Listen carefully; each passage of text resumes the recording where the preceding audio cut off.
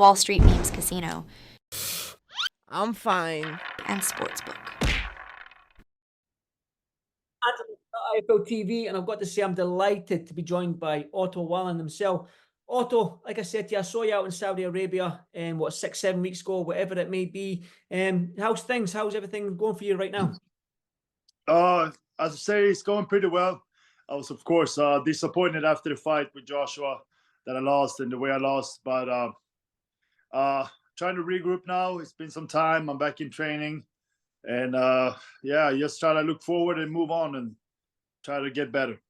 Well, let's go back to the fight, Otto, because I've done an interview with you maybe 2-3 weeks out from the fight, and you were full of confidence, and you had this aura around you where like there was no way you were going to lose this fight.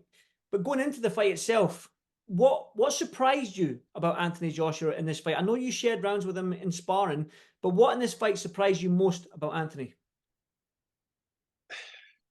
Well, I always knew that he was a very good fighter, that he's pretty fast to be big and got good power and skills also. But I'll say what surprised me was probably the way that he came out, because in his last few fights, he hasn't looked that confident and seemed like he was doubting himself. When I was being in there with him, he seemed much more confident and he knew what he was doing, and they had a good game plan and they took advantage of that, and he did a good job. So, yeah. Have you watched the fight back? Oh, I know a couple of interviews before, after the fight, you said that you hadn't watched it back. I think this was a week after, but have you managed to watch the fight back and saw where you went wrong in that fight? I watched it one time. There's a few things that I know I can do better and that I need to work on. And I don't want to talk about that too much here, but I see a clear few things that I can do better or that I should do better. Obviously, being out in Saudi Arabia and all that, the heavyweight landscape keeps on changing. It seems right now that even if you do have a loss on your record, it doesn't matter. We just need to look at like a young fighter like Daniel Dubois. He got beat by Usyk. He's came back and he's beat Jarrell Miller in a great fight. Now he's climbed the rankings again. So a loss right now doesn't define you, especially in this heavyweight division with the landscape changing all the time. You've got Makhmudov getting beat by Kabayel. We never saw that coming as well on that card of yours. So looking forward into 2024, are you back in training? Are you looking for a comeback fight? Is that what we're going to hope for you in the near future? Yeah, I am back in training. I'm back in training. And I just got to say, I think it's really good what they're doing in Saudi Arabia, that they're putting all these fights. And it sounds like they're going to keep doing it. And now it feels like any fight is possible. Just, they have talking about Joshua and Fury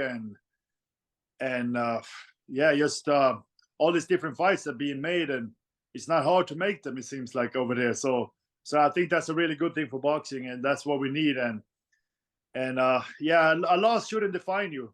You can always come back, and as long as you get good fights, I think that in any sport, you lose sometimes, you win sometimes. So it should be that like that in boxing too. But for myself, I want to be back out in the summer, maybe get a comeback fight, and then hopefully go back to Saudi in the fall and get something bigger. I do want to touch about the future fights that may be in line for you in the future. But going back to just Anthony Joshua fight, I know that you had surgery on your nose. How is that healing up? And are you back sparring again? Have you been hit in the face again since then? No, I'm not sparring right now. It's still far away from a fight, so it's better take some time to let everything heal. But I had a small fracture in my nose, so yeah, the surgery was just kind of draining blood from that. A little fracture so it could heal properly. And then they put in some stuff in that I had in there for like a week, and I couldn't breathe through my nose, and that was painful. But as soon as they took that away, I was fine. Good. Back to breathing healthy again. That's good to see. Obviously, as a fighter, Otto, we know that fighters, they want to continue fighting no matter what. And you've proved yourself in the Tyson Fury fight and the Gassiev fight and all these fights that you're tough and you want to fight on and whatnot. So I know that your corner made the decision to pull you out of the fight. Now, in your heart of hearts, was that the right decision for you? Well, I probably would have kept fighting because I'm a fighter, but I think it was the right decision. I trust my trainer, Joey. He's been with me now for 10 years, and he's seen me in sparring, seen me in fights, and he's never pulled me out of anything. So I think that he's a very experienced trainer. He was a fighter himself. He was knocked out a couple times, so I don't think he wanted to see that happen to me. And he's an experienced guy, and he felt it wasn't going the right way. So I respect his decision. I think it was the right one. Definitely, and you get to live to fight another day, as they say. Now, I was looking at the rankings, Otto. You're still ranked in the IBF in the top 10. You're actually number 8 in the IBF still.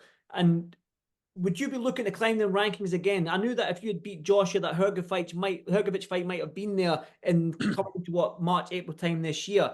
But right now you're in that rebuilding process, like you said. You've got to heal up from the nose injury, get back to sparring, get back to sort of like more intense training. So when you look at the guys above you, the Caballels, the Dubois, the Jared Andersons, all these guys, are those the type of names that you're hoping for? That you mentioned Saudi Arabia in the fall. With those type of fights, Dubois, Anderson, Caballel, and the guys ahead of you, would they fights interest you? Yeah, honestly, I haven't really thought about much names, but I'm looking for big fights now. I'm at the stage of my career that I want big fights, and you know, I'm 33 years old now, so it's not time to hold back now. I wanna progress, and I also think that what's hurt me a little bit this last few years is maybe that I haven't got those good and big fights, and I feel like you need those fights to get better. And I think just the fight with Joshua, the fight with Gassiev I had right before, I think those fights gonna get me better, and just keep developing. So I think it's important to have good fights and fight good fighters. That's well, like I said to you, the heavyweight landscape keeps changing, Otto. It seems like every single fight card out in Saudi Arabia, upsets are happening. These guys are beating these guys. We saw Ngannou give Tyson Fury a fright. We saw, like I mentioned, Dubois beating Jarrell Miller. We saw all these like Parker beating Deontay Wilder. I know you probably wouldn't have saw that fight, but yeah, what did you make of that fight as well? I was on the undercard. I don't know if you saw that, but Joseph Parker, you talk about good fights that you just mentioned there, Gassiev and Joshua. Parker had 4 fights in that calendar year in 2023 when Wilder didn't have what he had less than a round in 2 years. Consistency is key. Do you think that played a big part in Parker's preparation and going on to win that fight against Wilder? Yeah, I haven't watched the fight. But for sure, I was saying that before the fight that Wilder hasn't been active. Only fought one round in 2 years. So I think that's not good at all. And like I said, I think that hurt me a little bit too, that I didn't have those good fights for a few years. But I think that Parker must have done a great job. I haven't been able to watch it, but I think that, you know, he actually lost to Joyce, and then he come back and win 4 fights like that and finishing off with beating Wilder. So everything can change quick, like you say. And just because I lost this fight doesn't mean I can come back, and next year could be my best year. And sounds like you want good fights. So it sounds like your next fight, you're wanting a good fighter. You don't want to go down the ladder, so to speak, and fight somebody maybe top 15 in the world. It sounds like you want to stay in and around that top 10. Is that correct in saying that? Am I correct in saying that? Yeah. I want big fights and good fights. So I want to progress and make money and try to get better. And but also got to be smart, and I have a good team around me. So got to get the right fights. And for this first one, I don't know who I'm going to fight, but I want to just get back in the ring and get a few rounds in and then go for something bigger in the fall. Definitely, and hopefully it's back out in Saudi Arabia, like you said, and hopefully I can be out there again, because it was a unique experience there, and I enjoyed every minute of it. Now, it'd be remiss of me not to talk about this this fight that's happening in a couple of weeks, because I will be out in Saudi Arabia for Joshua Ngannou. Now, as a boxing man, I'm guessing that you're hoping that Joshua beats Ngannou because that MMA crossover type stuff, but we've seen Ngannou has shown that the big man can fight and he can box a little bit, because he took the Tyson Fury. Well, gave him a good fight, so to speak, probably a better fight than what most people thought. So when you look at these two giant men in Joshua and Ngannou, the build of them, they've got that power in both hands. How do you see this fight going, Otto? I think Ngannou did really, really good with Fury. No matter what happened, he did amazing, but much better than anybody could have thought. So I think it would be a good fight, and of course, I'm hoping for Joshua to win. One because I'm a boxer, and 2 because he has beat me. So I'm hoping he beat Ngannou too, of course. And I think Joshua will win. he knows now that Ngannou is good. I think maybe Fury underestimated him a little bit. So I think that Joshua's gonna come well prepared, and if he does, he should win. Mm. And obviously Tyson Fury, obviously we were meant to have that undisputed fight this weekend coming. Excuse me. Obviously Tyson Fury got the cut under his eye. It's almost like the same sort of area where you had cut him in that fight, and maybe the scar tissue had reopened with the sparring.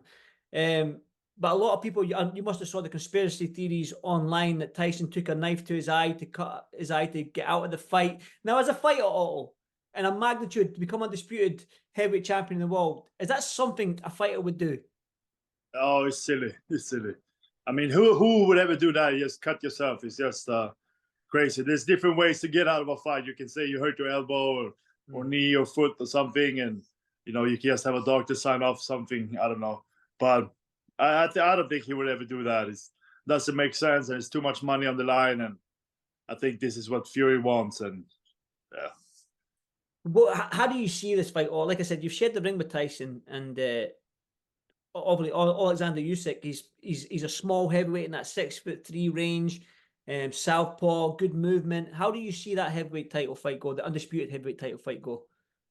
Well, I think it's interesting. It's going to be an interesting fight. That Usyk is a very, very good fighter.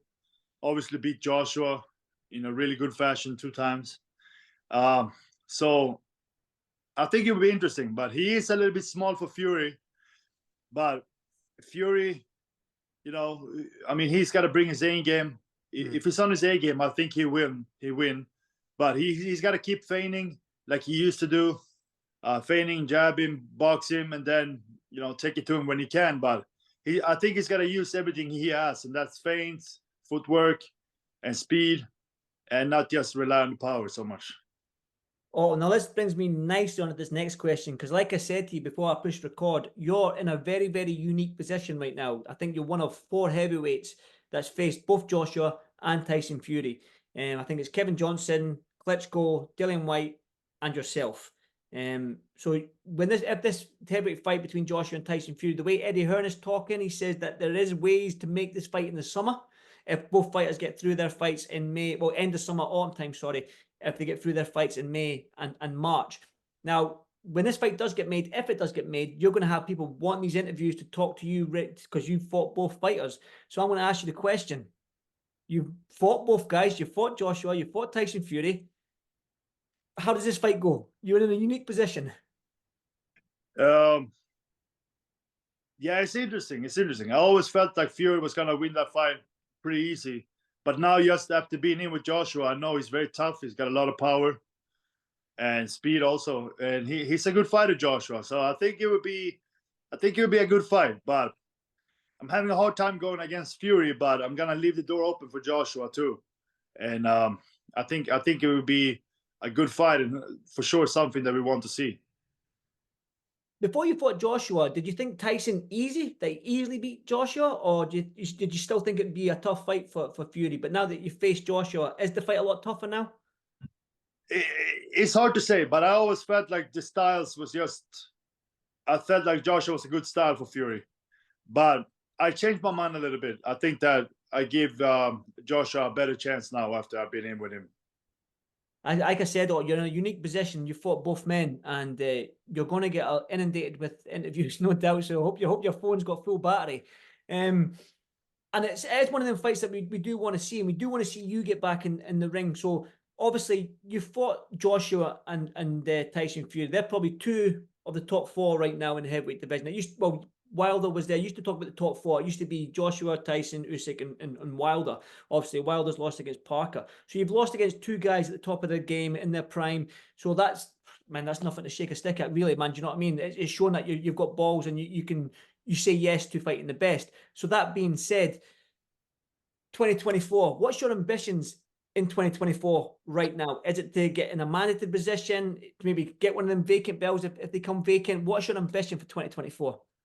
I haven't thought so much about that. I just right now, I want to understand where I am, and I want to take everything step by step. So first and foremost, I get a fight out in July or something and get back in the ring, and then go for something bigger. But like I say, I just don't want to focus so much on belts or mandatories, anything. I wanna just take it step by step and really see where things are and what's gonna be offered to me.